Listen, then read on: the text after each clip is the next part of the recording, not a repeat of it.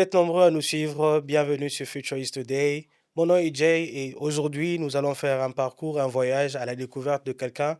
Je vais vous lire son parcours et il va le corriger s'il doit être corrigé. Il est comptable, il est président des étudiants congolais à l'université Girne American. Il est artiste gospel, il est pasteur assistant à CC Ministry, il est CEO de True Life Ministry. Son nom est Stéphane Tshisekedi. Bonjour, pasteur. Bonjour mon frère, comment? Je vais très bien, pasteur, et vous-même? Je vais bien, merci beaucoup. Bienvenue à Feature is Today. Merci, je suis ravi d'être ici. Le plaisir est Je nôtre. vois que vous êtes en train de faire un très grand travail. Que Merci, Dieu pasteur. vraiment vous bénisse, qu'il vous Amen. accorde la sagesse Mhm. et la provision nécessaire pour amener cette œuvre très loin. Merci beaucoup, pasteur. Pasteur, sans plus tarder, est-ce que vous pouvez vous présenter Voilà, je me en long et présente. en large, s'il vous plaît? Voilà, je me présente. Mhm, Je suis Stéphane mhm, Melchisedec Tshisekedi Katamboa. mhm. Je suis ici, je vis ici en Chypre. Alors, je suis invité de cette émission. Voilà. Mais j'ai fait une petite biographie en commençant. J'ai dit que vous étiez gospel artiste, vous étiez président des étudiants, des étudiants congolais, je précise, à l'université Guiane américaine. Vous êtes aussi pasteur assistant à CCI Ministry. Est-ce que tout ce que j'ai dit est bon jusque-là? C'est vrai, Ouais, c'est vrai ce que c'est je veux dire. vérifiable. Ouais, c'est vérifiable. D'accord, pasteur. Alors, dites-moi, sur votre nom, vous avez ajouté Melchisedec. D'où vient le nom Le nom Melchisedec? Melchizedek, c'est mon nom de baptême. Ok. Donc, comme je peux dire, mon nom qui est sur les documents, c'est Tshisekedi Katamboa Stéphane. Mhm. Et quand j'ai pris le baptême, on m'a baptisé avec le nom de Melchizedek. Donc, ce n'est pas un nom qui est dans mes documents, mais c'est un nom de baptême que j'ai reçu. D'accord, c'est un nom venu du baptême. Ouais. Ok. Et vous vous appelez Tshisekedi, est-ce que vous êtes de la famille présidentielle? Dites-nous, pasteur. All right. Mon nom Yeah. Tshisekedi, Mhm, je suis l'homo du mhm. Père. Ok. Parce que c'est le Père qui a dit à mon Père de me Mhm. donner son nom. Ok. Donc je suis le mot direct du Père, donc du Père de notre président. Ah, Voilà. d'accord. Donc, vous êtes de la famille présidentielle. Alors, continuez de nous suivre. Nous serons là, nous allons découvrir monsieur et le pasteur. Il est CEO, il a beaucoup de casquettes, mais au-dessus de ça, c'est un artiste gospel. Pasteur, vous êtes artiste gospel. Vous pouvez nous raconter l'histoire, les débuts. D'où est-ce que ça a commencé, cette histoire d'amour avec la musique? All right. Mes parents ont servi le Seigneur. Mon Mhm, père était pasteur, accompagné avec ma mère, et Dieu était vraiment passionné dans l'œuvre de Dieu.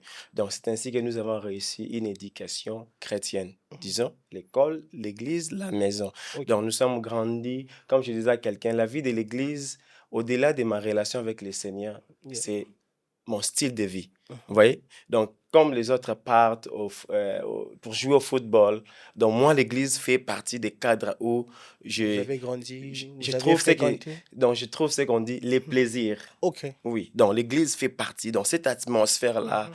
la musique, la prière, la parole, les frères et sœurs, donc ça fait partie de mon style de vie. Tu vois, comme les Mhm. autres partent dans des boîtes de nuit, Yeah. tu vois, moi Mhm. maintenant je pars à l'église pour avoir d'abord cette aisance-là de la vie. Mhm. Ah, voilà, alors, donc nous avons grandi dans une éducation chrétienne et dans la vie de l'église, c'est ainsi que j'ai eu à me retrouver dans la chorale parce que le Seigneur avait mis certains dons en moi et d'autres j'ai découvert à cause de certains challenges. Par exemple, le clavieriste n'est pas là. Vous êtes obligé de combler ce vide-là. Et c'est ainsi qu'on se retrouve en train d'apprendre certains instruments. Et c'est ainsi que j'ai commencé mon parcours de la musique dans l'église. Quand je dis Mhm. l'église, donc je parle d'une communauté ecclésiastique que j'ai commencé et c'est ainsi que nous avons grandi. Et après, on a rencontré des personnes qui nous ont challengés, les personnes qui nous ont éduqués, les personnes qui nous ont aidés, les personnes qui nous ont orientés pour qu'on puisse faire plus, Mhm. pour qu'on puisse servir plus de gens. Yeah. Donc, pour qu'on puisse encore aller au plus profond de ce que le Seigneur a mis En en vous. nous, que nous avons eu à découvert aussi au vaccin. Donc, c'est un peu ça. Et mais c'est à quelle année, en fait, exactement, si on peut savoir que ça a commencé ce parcours où on vous connaît aujourd'hui comme All right, artiste? all right, all right. Donc, il y a d'abord, comme je vous ai dit, le début de l'enfance, donc Mhm, la vie normale de l'église. Et il y a maintenant, quand tu as maintenant cette conscience-là, tu te dis, OK, tiens, je peux faire plus. mhm. Vous voyez? Et là, c'est arrivé quand, je pense, maintenant, là, ça peut être déjà dans les 10 ans. 10 ans, donc Oui, 2014. oui. Parce que moi, je vois être professionnel pas seulement quand tu es connu dans le monde entier.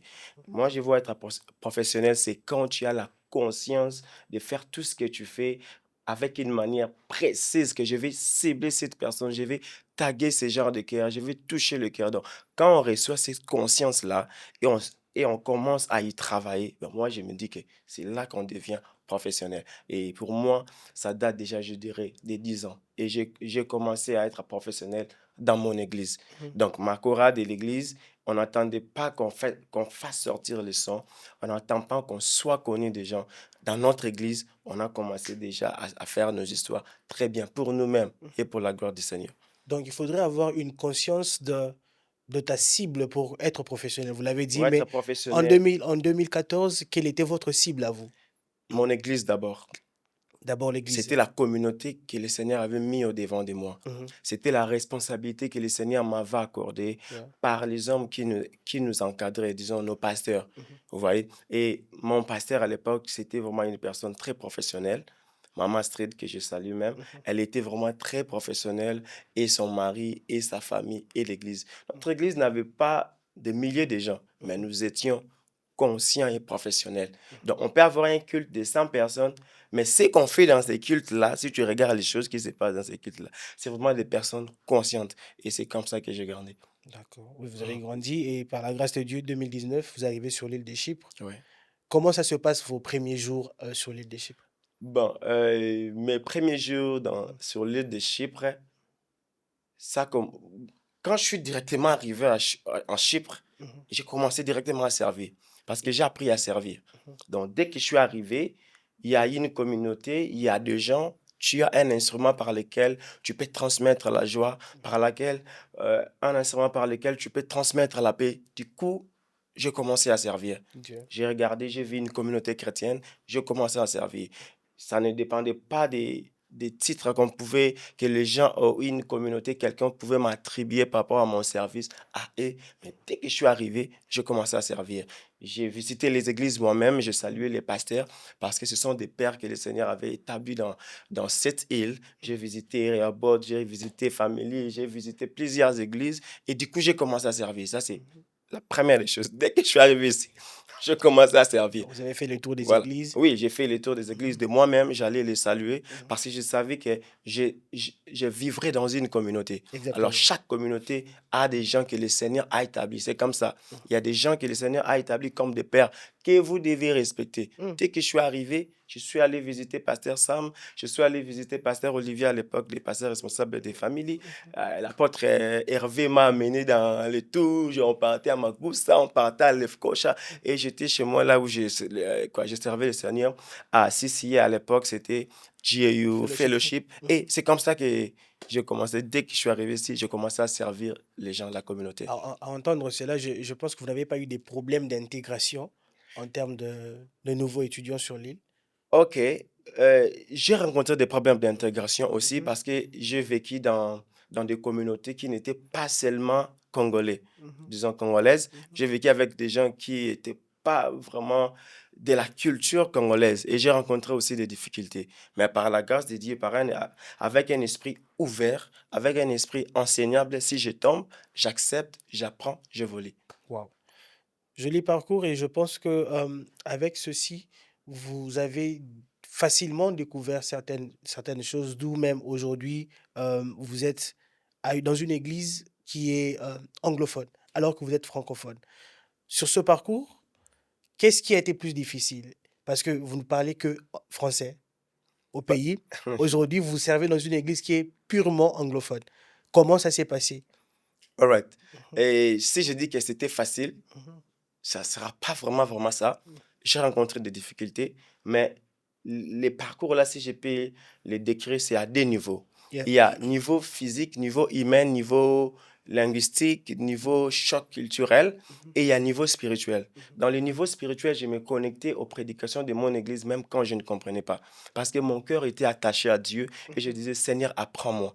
Je n'entends pas vraiment bien ce qu'ils disent avec les mots, Yeah. mais, mais comme mon cœur était attaché à Dieu, je comprenais les choses. Et quand j'ai demandé à un frère qui m'aidait beaucoup, Élisée, Yeah. quand je lui demande, il dit, mais c'est ce qu'il dit. Et puis je dis, mais c'est ça que j'entends dans mon cœur. Donc, au niveau Yeah. spirituel, on n'a Mhm. pas de limites. Mhm. Partout où on ira, quand je suis arrivé, je conduisais l'adoration, je ne connaissais pas l'anglais. Mhm. Je vais seulement apprendre les refrains. Je ne mets pas beaucoup de mots quand j'adore. Mhm. Je prends seulement ces refrains-là. Je chante les refrains. Et je sais que tout être humain a un esprit qui a besoin de l'esprit de Dieu. Yeah. Donc, si tu amènes l'esprit de Dieu, il va toucher tout être humain, même s'ils ne connaissent pas ce que tu entends, ce que tu dis, même s'ils ne peuvent pas te comprendre, mais dans leur esprit, ils vont porter un témoignage. Yeah. C'est ce qu'on appelle le témoignage de l'esprit. Comme la Bible nous dit, l'esprit de Dieu, l'esprit de Dieu convainc, dit à mon esprit que je suis enfant de Dieu. Yeah. Donc, l'esprit de Dieu touché à l'époque. Donc, quand je suis arrivé, j'ai rencontré des difficultés culturelles, des difficultés, des chocs culturels, des difficultés linguistiques. Linguistique, yeah. Et c'était pas facile. Mais c'est comme je t'avais dit, si je n'arrive pas aujourd'hui, j'apprends. Demain, ça pourra aller. Et dans cette logique de donner à un esprit ce dont il a besoin, vous avez sorti en 2019, si je ne me trompe pas, Kumama, un single, dans lequel vous disiez la vie n'était pas si facile pour moi en perdant mes parents, restant seul. Est-ce que vous pouvez nous parler de cette histoire? Voilà, comment moi j'ai fait ça quand j'étais à Kinshasa. Mhm, Presque toutes mes chansons que j'ai fait sortir, je les ai fait mhm. quand j'étais au pays. Yeah. Mais je les faisais sortir après parce que j'ai eu l'habitude de lancer mes chansons sur YouTube après. C'est un de mes frères qui m'encourageait beaucoup, frère Paul Emmanuel Awesome. C'est Mhm, lui qui m'encourageait beaucoup. Pastor, why you not sharing your songs? You are mhm. just keeping your songs. You need to share Yeah, them yeah, through yeah. all this digital platform. It was always beyond me, telling me, Yeah. Pastor, you can do it like this. And it was a great instrument. God used him to support me in many ways. So, la chanson Kumama, j'ai fait ça quand j'étais au pays. Yeah. Et prophétiquement, quand je suis en train de chanter ça aujourd'hui, ça semble comme si je la chante parce que le Seigneur a bougé un peu certaines histoires. Mais j'ai chanté toutes ces chansons quand je pleurais, quand j'étais encore sous la douleur de la perte de mes parents. Mhm. Ça veut dire quoi? C'est comme la Bible nous dit, je disais les choses, donc j'ai proclamé les choses à venir comme si elles existaient déjà. Ok. Donc la vie n'était pas si facile pour moi. Mhm, Je chantais la chanson là mhm. quand la vie était N'était pas. encore difficile, Ok. n'était pas facile. Mhm, Mais moi, j'ai chanté les choses à venir comme si elles existaient à l'époque là. mhm. Donc, mais j'ai repartagé ça sur YouTube après, quand j'étais aussi, pour permettre aux gens, pour permettre à la communauté qui était auprès de moi de bénéficier aussi de cette chanson-là. Donc, j'ai dit, la vie n'était pas si, la vie n'était pas si facile pour moi en Mhm. perdant mes parents, en Et restant restant seul. seul. Donc, il est allé dans la liste sur litio, il Mhm. est allé dans la liste sur bolingo. Meaning that le monde m'a regardé avec Dédain. dédain, tu Mhm. vois, mais Dieu m'a regardé avec amour. Donc, ce Amour. sont des témoignages que je partageais. Ce sont des témoignages que j'ai partagés comme si la vie était déjà belle à l'époque. Mhm. Mais Il faudrait avoir de la foi pour croire que la vie sera meilleure pour chanter ce genre de chansons. ouais. Ou il faut juste du courage Non, pour non, non, pas chanter. du coup. Ok. Je ne sais pas ce que tu appelles courage, mais moi, je dirais il faut de la révélation. Ok. Oui, je ne sais pas ce que tu appelles courage. Si Mhm. courage, par rapport à ce que tu as dit, ça veut Mhm. dire avoir la révélation et avancer, même quand tu ne vois rien, mais parce que tu crois que le Seigneur est avec toi. Si c'est ça du courage, cool. En restant seul, comment vous faites pour vivre quand vous restez seul? Mais j'ai Dieu. Mais J'ai Dieu, Dieu n'est pas visible. Comment oui, vous faites pour oui, vivre? j'ai Dieu Mhm. et j'ai la communauté. Je suis un homme de la communauté. Yeah. Oui, parce que être un leader, tu n'es pas leader en étant dans ta chambre. Tu es leader parce que tu as quelque chose que tu as la passion de partager avec les autres. Tu veux voir les autres pas devenir ce que toi tu penses, Mhm. mais tu veux utiliser ce que tu as pour permettre aux autres de devenir ce qu'ils sont. Mhm.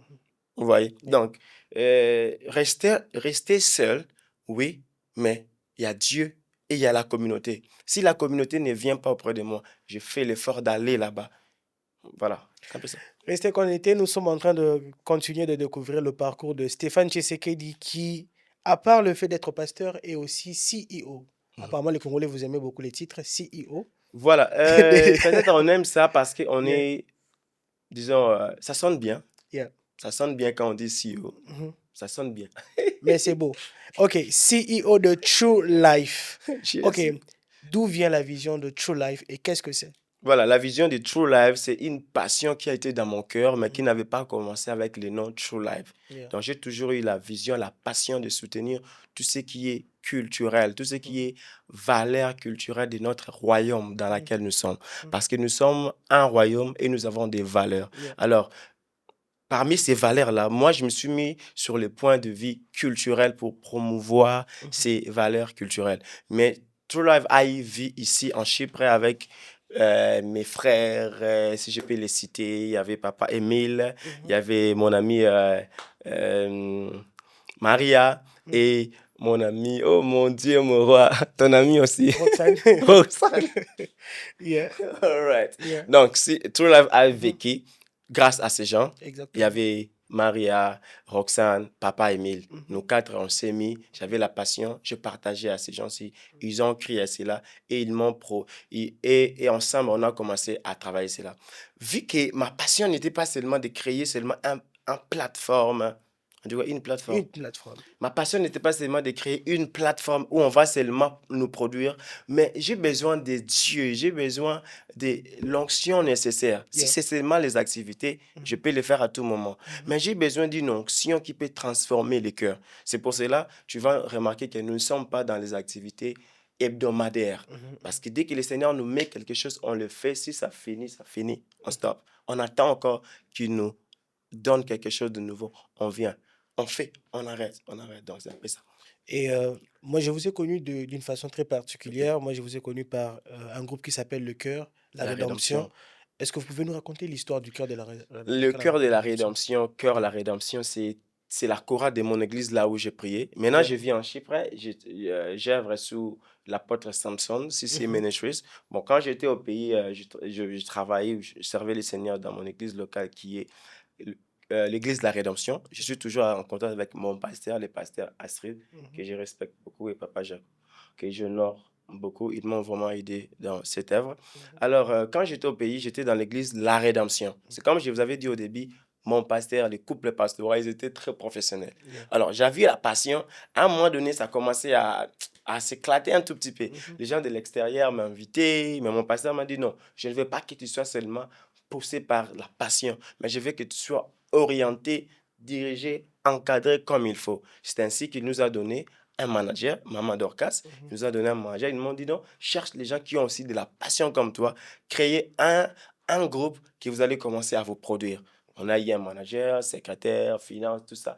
On a commencé. C'est ainsi qu'on avait des productions à l'extérieur, mais nous étions toujours fidèles dans notre église locale sous le pasteur Astrid. Et parmi l'un de vos sons très, très populaires, et même c'est une chanson que vous avez revisitée, Nzambe Monene. Ouais. Comment a commencé la composition et la La réalisation? chanson Zame Monene, Yeah. nous étions dans une répétition avec la chorale. Mhm. Et dans cette ambiance-là, et puis ça commençait seulement à venir. C'était comme, non, c'était une répétition. On a fini la répétition, on rentrait. Quand on Mhm. rentrait avec les amis, on chantait en route. Et puis quelque chose a commencé seulement à monter. J'ai pris ça au sérieux. On a gardé ça. Quand nous sommes rentrés dans une répétition prochaine, on a commencé à travailler ça.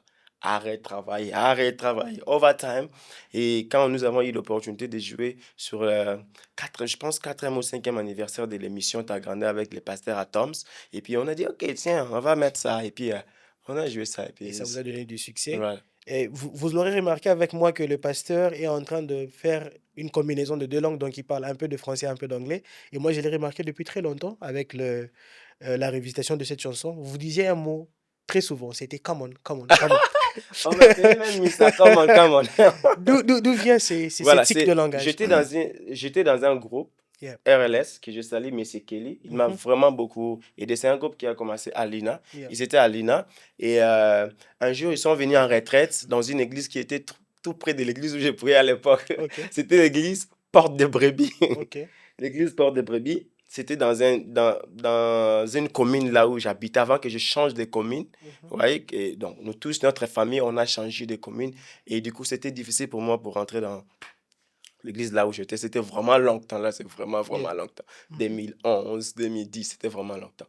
Et je travaillais dans une équipe, un groupe musical qu'on appelle RLS. Mhm. Donc, notre président ou les visionnaires de l'équipe, c'est Kelly Nazem, voilà, que Mhm. je salue aussi beaucoup Mhm. et je respecte beaucoup. Il m'a vraiment encadré dans la musique. Alors, dans les groupes RLS, on faisait du gospel américain, gospel afro-américain. Mhm. Donc, Kelly était toujours, come on. Alors, nous étions déjà, oh, j'aimais déjà la chose et Mhm. quand j'ai vu ces groupes-là, j'ai dit, ah, ces gens-ci sont comme moi. Yeah. J'ai quitté la distance que je marchais pour aller à la répétition, c'était comme quelqu'un qui vient de GAU pour venir à la répétition ici à Kabela. Piabella. Et Mhm. je faisais ça à pied.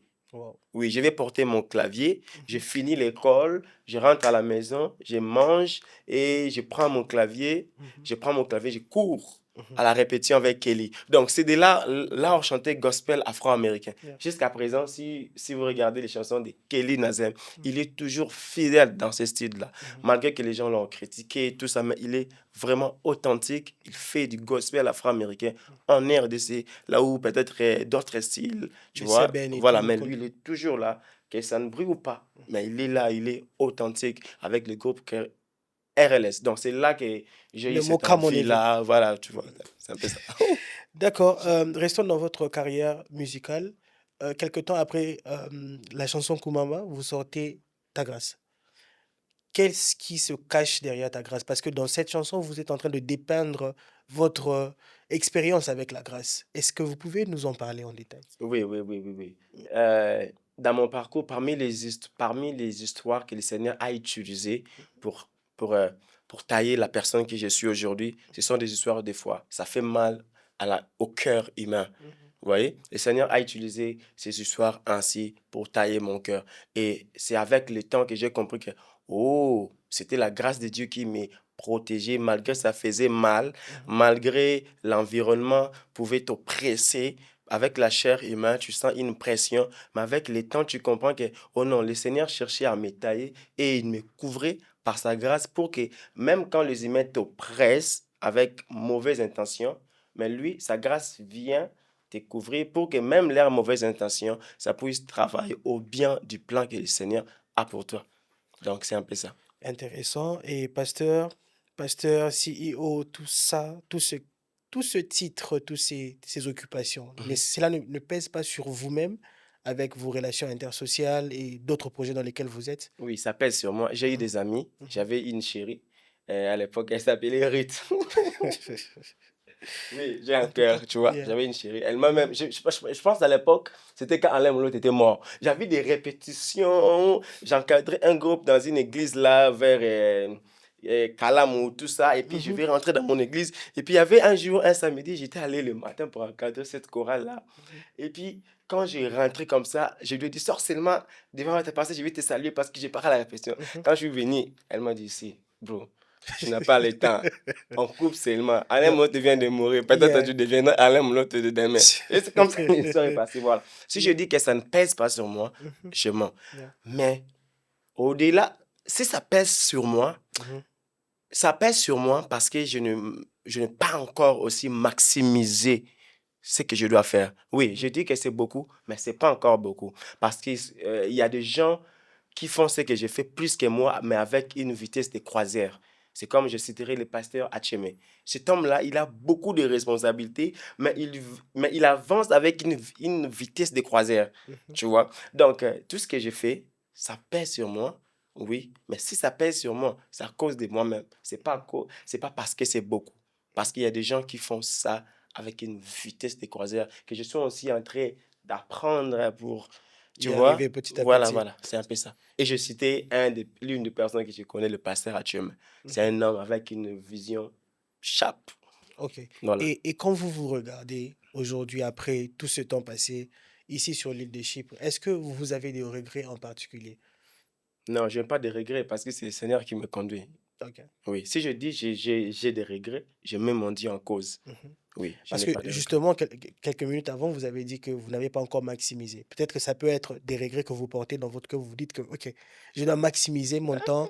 Peut-être que c'est un regret. Là, c'est pas des regrets. Yeah. On a toujours, la Bible nous dit, nous évoluons de gloire en gloire. Mhm, Donc, quand je suis dans la première gloire, Jésus n'est pas encore venu. mhm. Donc, l'espérance s'arrêtera le jour où on verra Jésus vis-à-vis. Yeah. Mais dès qu'on a, et comme on n'a pas encore vu Jésus, on espère à évoluer, à grandir. Donc, c'est de ça que je parle. OK. C'est très bien. Toujours dans la carrière musicale, je vous vois en premier plan sur le projet Because of Your Glory. Mhm. Parlez-nous-en. Voilà, Mhm, il y a un frère, un ami mhm. que j'aime beaucoup. Il est parmi des personnes sharp, comme je dis, avec des visions. Il y a les personnes qui avancent avec une vitesse de croisière. Yeah. tu vois, Mhm. c'est le frère Sophos. Mhm. Il a une vision, le Seigneur lui a convaincu avec une chanson. Mhm. C'est un frère, je pense, il travaille dans l'église Family. L'église Family, ce sont des gens qui m'ont connu même avant que je vienne ici. Et c'est une famille qui m'a béni comme pas possible.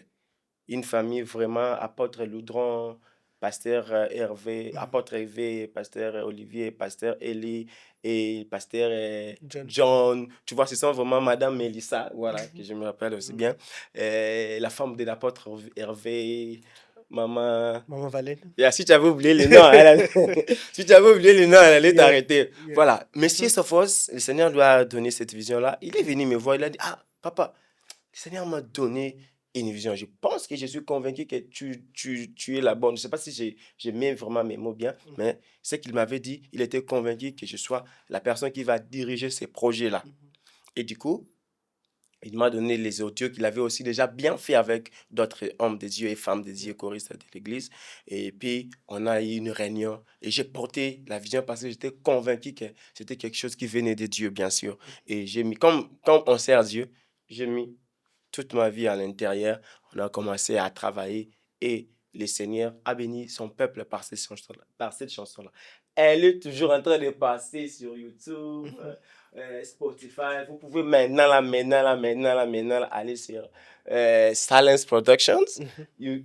Tu cherches la chanson Because of Your Glory. Mhm. Si tu n'as pas encore écouté cette chanson-là ou regardé, maintenant là, tu mets seulement la pause, Mhm. tu ouvres une autre fenêtre, tu écris Silence Yeah. Productions sur YouTube ou Mhm. Spotify, Apple Music, la Mhm. chanson Because of Your Glory. Tu seras béni, assure. Yeah. Euh, Merci pour ce grand partage. Mhm. Ce n'était qu'une première partie peut-être parce qu'on n'a pas pu évaluer les autres casquettes que vous portez. Mhm. Mes deux dernières questions, la dernière ne sera pas une question, ça sera une demande. Ok. Mes deux dernières questions, j'ai remarqué que vous jouez à plusieurs instruments. Mhm. Comment s'est passé l'apprentissage et comment on fait pour jouer à plusieurs instruments alors qu'on n'est qu'une seule personne? Ok, je vous avais dit au début que la vie de l'église, c'est mon style de vie. Yeah. Donc, je vis à l'église. Les instruments qu'on joue souvent, généralement, à l'église, on a les pianos, Yeah. drums, guitare. Tu vois, Mhm. comme enfant, à Mhm. l'église, j'aimais danser, jouer les bichaka-chaka, tu vois. Les Mhm. bichaka-chaka, tout ça. Et j'étais à l'église, il y a Mhm. les instruments. Tu vis à l'église le matin, midi, soir, tu es là. Les parents, ils sont pasteurs, ils Mhm. partent à l'école, ils vont rentrer à l'église. C'est Mhm. là que tu te familiarises avec les instruments. J'ai appris à jouer aux instruments comme de jeu. Mhm. Donc, c'était de jouer pour moi. Ok. Donc, mais quand je suis grandi, c'est devenu maintenant les instruments par lesquels le Seigneur bénit son peuple. Voilà, c'est un peu ça. Gloire soit rendue à Dieu. Vous avez été probablement béni par ce numéro. Nous reviendrons pour vous donner plus de détails et il va nous partager le reste de son parcours, entre autres, comment il gère les étudiants congolais à Guinea American University et comment il gère l'Église. Bon, pas gère, mais comment il se départage entre le président des étudiants, le comptable et les pasteurs à l'Église, et surtout que c'est une Église anglophone. Mais avant qu'il ne nous laisse et que je vous laisse, je vais lui demander de nous faire un acapella d'une chanson, n'importe laquelle, peut-être la vôtre ou celle d'une autre Ok, personne. je vais chanter Yeah, la chanson de la grâce. yeah. Ngolu na yo etondisa bomoi na ngai. Esika nakoka te ngolu na yo ekoki. Esika na élection naleka te na onction naleki. Esika balongola nga oye otie nga. Esika lwa eboya ngai. Osali ngai ngolu na yo. Yahweh. Merci beaucoup, pasteur. Amen. C'était un plaisir de recevoir le pasteur Stéphane Tshisekedi Melchisedek et nous reviendrons plus tard pour plus de découvertes, plus d'apprentissage et ça sera un plaisir. C'était pour vous, Jay, et restez connectés sur Future is Today. À la prochaine.